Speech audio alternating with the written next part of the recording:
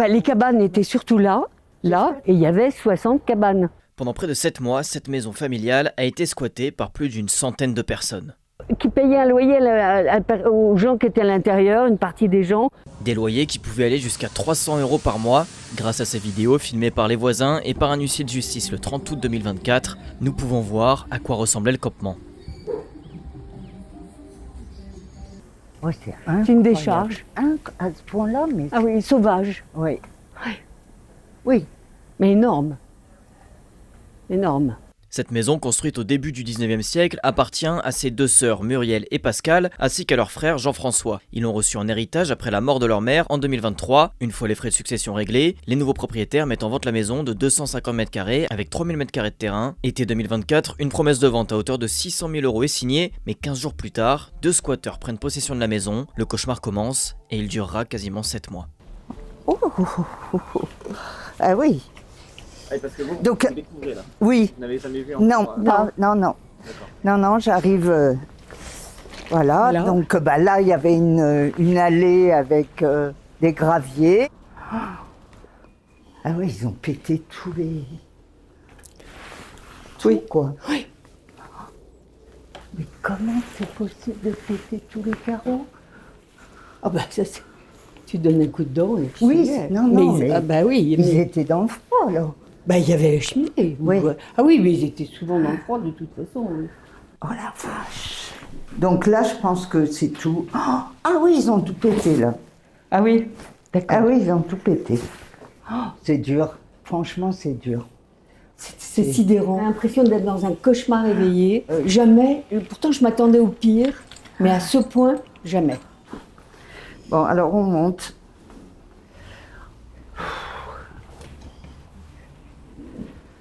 Alors là, il faut faire attention avec les pipis et les cacas. Ah oui. Oui. En haut. C'est donc voilà, c'est dans là. C'est innommable. C'est un tout dit. Donc là, une chambre. Une chambre avec un beau parquet ancien. Ouais. Ah, ils avaient bouffé là. Il y a un barbecue et. Oui. Encore une télé. Ouais, ils ont pété les carreaux aussi là. Pour aérer, parce qu'il y a un poêle. Non mais c'est vrai qu'on a l'impression qu'on. Ils ont voulu saccager la maison. C'est complètement. C'est ça, saccager la maison. Oui. Ça paraît surréaliste. Je sais pas où il dormait le petit là. Oui, ici, donc tout épargné là. Oui, évidemment, oui. Ah, ils ont pris une étagère quand même. Ah oui. Oui. Et ils ont surtout enlevé, là il y avait une cheminée en cuivre, ils ont tout arraché. Des frais en tout, il y en a pour plus de 100 000 €. Et c'est pas fini au niveau des frais. Parce que quand tu vois qu'ils ont bousillé toute l'électricité, arraché les chaudières. Et qu'il y a des fuites d'eau, heureusement qu'il y a les voisins qui ont subi des préjudices très, très grands. Hein. Très, très grands, les deux voisins là. C'était les bruits.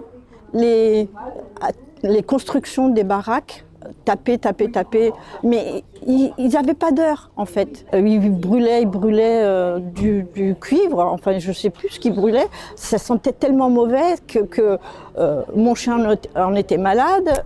Moi je suis toujours malade, puisque j'arrive même plus à respirer. On n'osait plus ouvrir nos fenêtres, nos portes. En fait on vivait...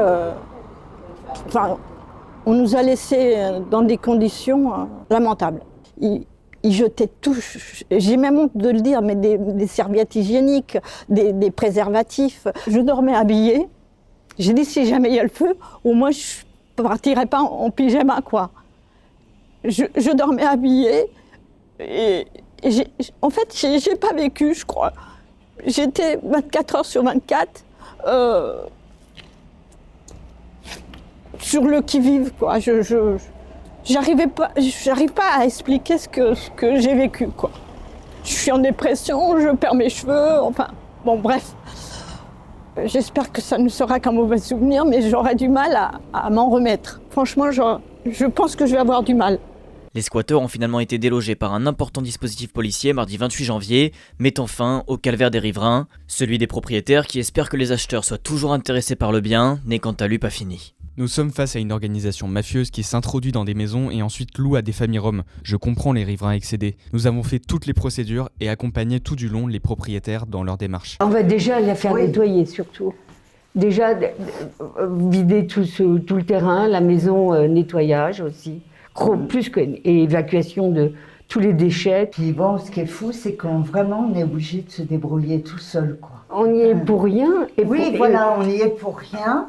Et pour l'instant, on subit tout. De regard. On subit tout, financièrement, affectivement, enfin, tout. On est abandonné. Et on est seul face à tout ça, quoi. À notre triste sort.